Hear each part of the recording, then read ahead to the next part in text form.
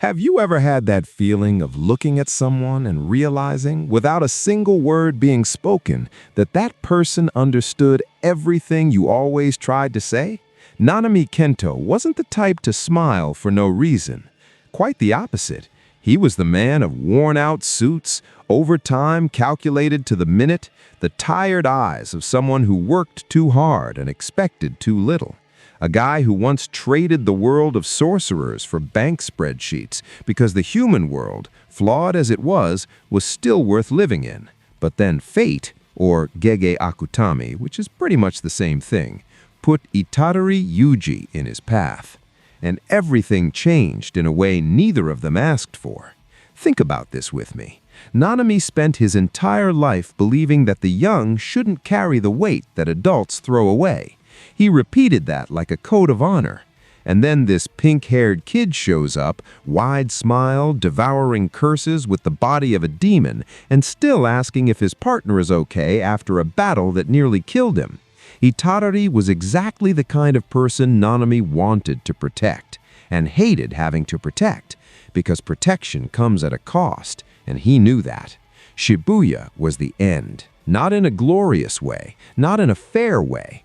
Nanami arrived in that corridor already destroyed inside and out, his body scarred, his cursed energy nearly depleted, his eyes carrying the weight of someone who survived when others didn't get the same chance. And then he saw Itadori and smiled. Stop what you're doing and sit with that for a second.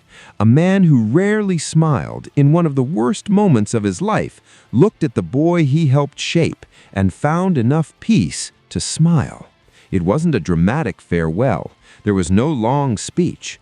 Just those simple words, almost whispered, "You understand, Itadori." 3 words that carried everything, every unspoken trust, every silent expectation, all the love that men like Nanami never quite know how to say out loud.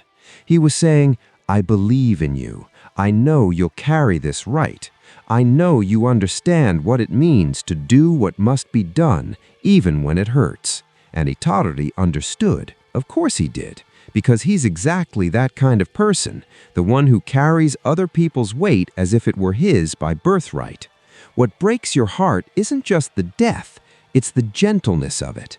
It's the fact that Nanami left with dignity, with clarity, with a smile that seemed to say it was all worth it, even if it cost everything. There's a kind of character that fiction rarely creates, the one who doesn't need much space to leave a permanent mark. Nanami was that kind.